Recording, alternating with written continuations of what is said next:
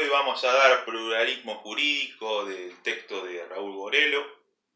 Y vamos a empezar lógicamente por el concepto que él establece, que es la aceptación de que varios órdenes jurídicos puedan convivir en un mismo espacio y tiempo, negando la exclusividad estatal en la producción de la norma jurídica.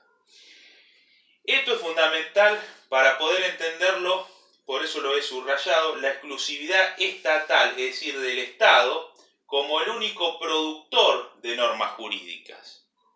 ¿Qué significa? Y esto se produce, la primera vista que podemos dar, o ejemplo de pluralismo jurídico, se desprende justamente del ingreso, por medio del artículo 75, inciso 22, de los tratados internacionales de derechos humanos. ¿Por qué?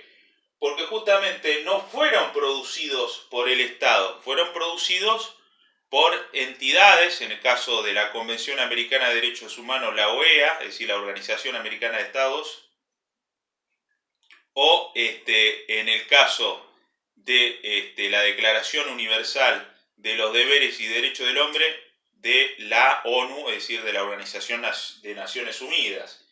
Es por ello que el Estado no estuvo involucrado en la producción. Y esto, más que todo, ¿qué es lo que genera? Que al el Estado no estar involucrado en la producción, él no lo puede deconstruir, es decir, destruir o volver a modificar. Esto genera también esta concepción del pluralismo jurídico, concibe una cierta limitación del Estado como único y exclusivo productor de derecho. Y al no darle dicha exclusividad, genera una cierta limitación a la soberanía absoluta del Estado. Es por ello que la antítesis del pluralismo jurídico, es decir, cuál sería su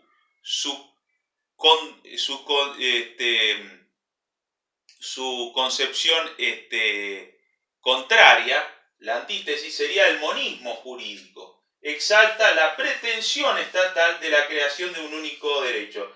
Y ello automáticamente se nos viene a la cabeza a nosotros la escuela del positivismo jurídico, más que todo establecido en la cabeza, valga la redundancia, de Hans Kelsen, en esa concepción de que solamente es derecho aquello que es válido, y es válido porque fue emitido por autoridad competente sustentado una norma superior. Es decir, el único derecho válido es el de derecho del Estado-nación. Posteriormente sigue el texto estableciendo por qué surge el pluralismo jurídico. Entonces estipula que es como una respuesta a las aspiraciones monopolistas y centralizadoras del Estado, ¿no? Como primera reacción, dice, contra el estatismo jurídico, es la teoría de la institución, es decir, de la institución establecida por Maurice Hurrier y Santi Romano, ¿no?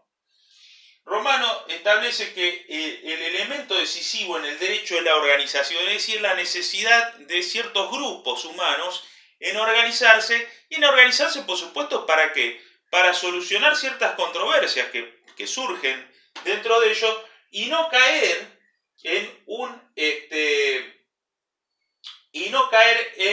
una centralización monopólica por parte del Estado para solucionar esos casos.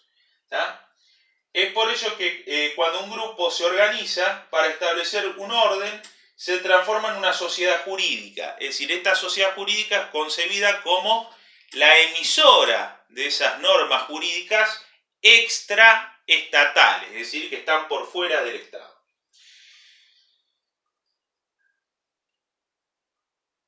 Es decir, que son ordenamientos autónomos, por supuesto autónomos desde el punto de vista jurídico, es decir, autónomo es aquel ente que produce sus propias reglas jurídicas y que no está supeditado jerárquicamente, en este caso sería el Estado, ¿no? Entonces por eso son agrupamientos particulares cuyo el objeto de la ciencia jurídica sería el derecho vigente. Vigente dentro del punto de vista como material, actual, que verdaderamente soluciona los problemas de esos grupos en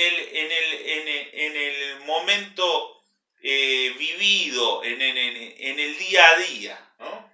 Muchas veces esto se producía, por ejemplo, el pluralismo jurídico históricamente se producía en la Edad Media, porque la justicia estaba privatizada, es decir, había que acceder con ella por medio del pago de un canon que eran muy costosos, y los gremios de artesanos o comerciantes generaron sus propios tribunales para entre ellos poder solucionar las controversias y no llegar a esos estrados estatales en esa época, que más allá de que no había la concepción de Estado moderno como tenemos ahora, pero sí esos estrados del reino de esas sociedades medievales. ¿Qué tipo de pluralismo hay? El texto habla de dos tipos de pluralismo. Yo personalmente los dividí de esta forma. Tenemos el pluralismo que podríamos decir europeo, es decir, que viene de países desarrollados, es decir, una sociedad industrial, en donde hay centros generadores de derechos y focos autónomos que rivalizan con el Estado, ¿no? Una pluralidad de derechos concurrente. Esto generalmente pasa cuando generalmente pasa, y es muy clásico verlo en esas empresas transnacionales o multinacionales, en las cuales no están regidos por un solo derecho nacional y la cual tienen que construir, por medio, por supuesto, de otras empresas, de un marco internacional, reglas internacionales para poder resolver sus controversias, porque ya no dependen de un solo Estado, no tienen su establecimiento en un solo Estado y gobernado por un solo derecho.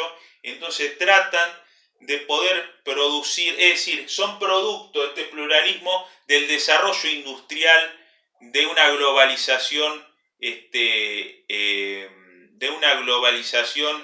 de un primer mundo, podríamos decir, ¿no? Y por último tenemos el pluralismo latinoamericano, que es el que nos toca a nosotros, ¿no?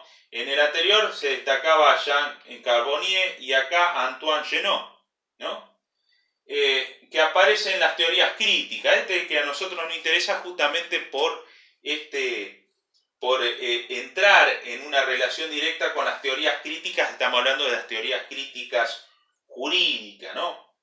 La propia concepción del derecho que excede el marco normativo, es decir, que el derecho no solamente es aquel que surge del estudio de la norma jurídica, como podría ser en el positivismo, y asume el derecho como una práctica social. Ahí nos damos cuenta, entonces, cuando comprendemos de que el origen del derecho es la práctica social, nos damos cuenta que no solo surge del Estado como exclusivo productor de derechos, sino que surge de todas aquellas prácticas sociales que van produciendo un discurso jurídico y que generan derecho, ¿no? Entonces aparece como estudio a la efectividad del derecho. La efectividad significa esa posibilidad, esa necesidad de solucionar, de que sea efectivo, sea eficiente en la solución de los problemas, ¿no? La necesidad de una paz cotidiana, es decir, trata siempre de tener este rasgo muy presente, es decir, de tratar de, en dicho grupo humano, generar un orden para poder llegar como fin último a la paz cotidiana. ¿Por qué? Tal vez el Estado o bien no pueda acceder a esos grupos humanos, porque puede ser, por ejemplo, el libro daba el ejemplo de las favelas brasileñas, que muchas veces están tomadas por por ciertas facciones delictivas, o puede ser por el simple hecho de que ciertos extractos de las sociedades marginales, generalmente, no tienen acceso a esa justicia estatal por una cuestión de costo o por una cuestión cultural de tener un cierto rechazo a la autoridad. Entonces son normas infra o extraestatales, más o menos contrarias con las normas estatales, que sin embargo se deben reconocer de naturaleza jurídica, ¿no?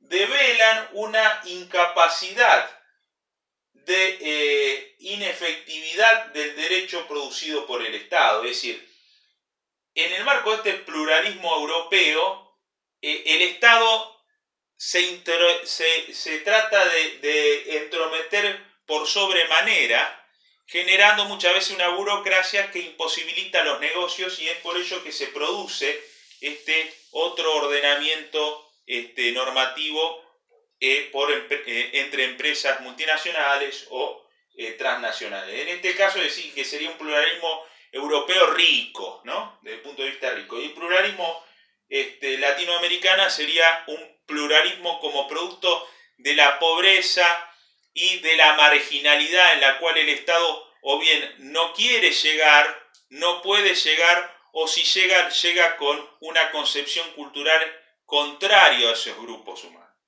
Bueno, espero que le haya sido útil. Como última cuestión, por supuesto que cuando hablamos de pluralismo jurídico latinoamericano, como lo decimos acá, estamos haciendo una relación directa con esa concepción de las teorías críticas del derecho que estudiamos como teoría crítica jurídica. Y cuando hablamos del monismo